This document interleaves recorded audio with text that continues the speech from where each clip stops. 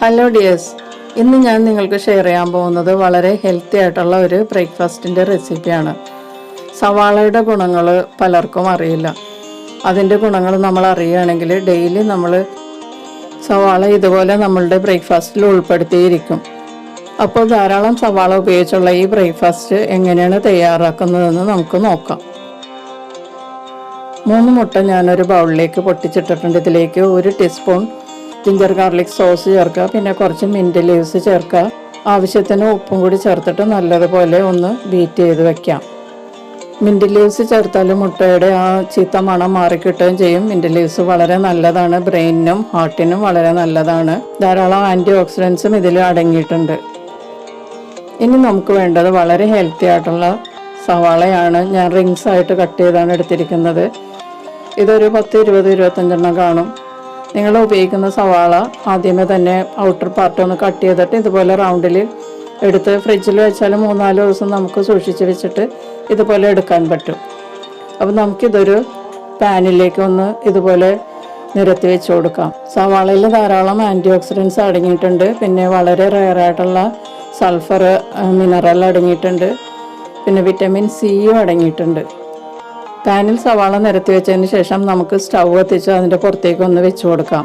ഇതിലേക്ക് ഇനി ഒരു 3 ടേബിൾ സ്പൂൺ വെളിച്ചെണ്ണ ഒഴിച്ചു കൊടുക്കാം. വെളിച്ചെണ്ണയിൽ തയ്യാറാക്കുന്നതാണ് കൂടുതൽ ടേസ്റ്റ്. ഇത് അവൈലബിൾ അല്ലാത്തവർ നിങ്ങൾ ഉപയോഗിക്കുന്ന കുക്കിംഗ് ഓയിൽ ഉപയോഗിക്കുക. ഇനി ഇതിൻ്റെ പുറത്തേക്ക് കുറച്ച് ഉപ്പൊന്ന് സ്പ്രിങ്കിൾ ചെയ്ത് കൊടുക്കാം. കുറച്ച് തരിയായി പൊടിച്ച കുരുമുളക് പൊടിയും കൂടി ഇതിൻ്റെ പുറത്തേക്ക് തൂവി കൊടുക്കാം. മീഡിയം ഹീറ്റിലാണ് ഈ സമയത്ത് കുക്ക് ചെയ്യേണ്ടത്. ഇനി നമുക്ക് നേരത്തെ റെഡിയാക്കി വെച്ചിരിക്കുന്ന എഗ്ഗ് ബാറ്റർ ഒഴിച്ചു കൊടുക്കാം. സവാള മുങ്ങിക്കിടക്കുന്ന രീതിയിൽ കുക്ക് ചെയ്യണമെന്നുണ്ടെങ്കിൽ ഒരു 8-10 മുട്ട അടിച്ചെടുത്താലും മതിയാകും. അതിൻ്റെ ആവശ്യമില്ല. ഈ സവാള ഇതുപോലെ തന്നെ കുക്ക് ചെയ്യുന്നതാണ് കൂടുതൽ ടേസ്റ്റും ആരോഗ്യത്തിന് നല്ലതും. ഇതിൻ്റെ പുറത്തേക്ക് ഇനി ചേർക്കേണ്ടത് ഡ്രൈ ചില്ലിയാണ്. അത് ചെറുതായി കട്ട് ചെയ്തെടുത്തിട്ട് ഇതുപോലെ നമുക്ക് വെച്ച് കൊടുക്കാം. ഇതോടൊപ്പം ഈ ചാനൽ ആദ്യമായി കാണുന്നവരാണെങ്കിൽ ഒന്ന് സബ്സ്ക്രൈബ് ചെയ്ത് തന്നെ സപ്പോർട്ട് ചെയ്യുക. ബെല്ലൈക്കൺ പ്രസ് ചെയ്ത് എൻ്റെ അടുത്തടുത്ത വീഡിയോസും ഉറപ്പുവരുത്തുക. അപ്പോൾ ഡ്രൈ ചില്ലി കട്ട് ചെയ്തതെല്ലാം വെച്ച് കൊടുത്തിട്ടുണ്ട്. ഇനി നമുക്കിതിലേക്ക് കുറച്ച് മിൻറ്റ് ലീവ്സ് ചേർത്ത് കൊടുക്കാം. മുട്ടയിൽ ചേർത്തതിൻ്റെ ബാക്കി മിൻറ്റ് ലീവ്സാണ് ചെറുതായി കട്ട് ചെയ്തത്. അതിൻ്റെ പുറത്തേക്ക് വെച്ച് കൊടുക്കാം. ഇപ്പോൾ ഇതിലേക്ക് ചേർക്കാനുള്ളതെല്ലാം ചേർത്ത് കഴിഞ്ഞിട്ടുണ്ട്.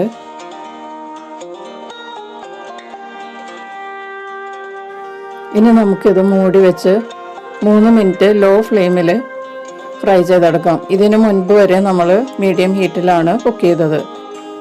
3 മിനിറ്റിന് ശേഷം തുറന്ന് നമുക്കൊരു ലിഡ് ഉപയോഗിച്ച് ഇത് തിരിച്ചിടാം. പാനൊന്ന് മറിച്ചിട്ട് എടുത്തതിന് ശേഷം ഇതിലേക്ക് ഇതുപോലെ വെച്ച് കൊടുക്കാം. അല്ലെങ്കിൽ നമ്മൾ സ്പൂൺ ഉപയോഗിച്ച് തിരിച്ചിടുമ്പോഴേക്കും സവാള എല്ലാം അടർന്നു പോകാൻ സാധ്യതയുണ്ട്.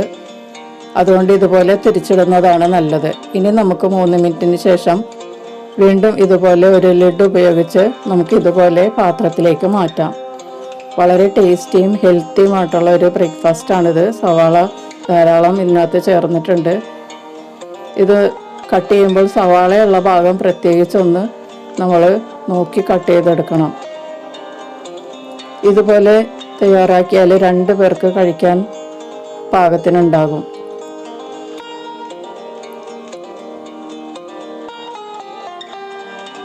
തണുത്തതിന് ശേഷം കട്ട് ചെയ്യുന്നതാണ് കേട്ടോ നല്ലത്.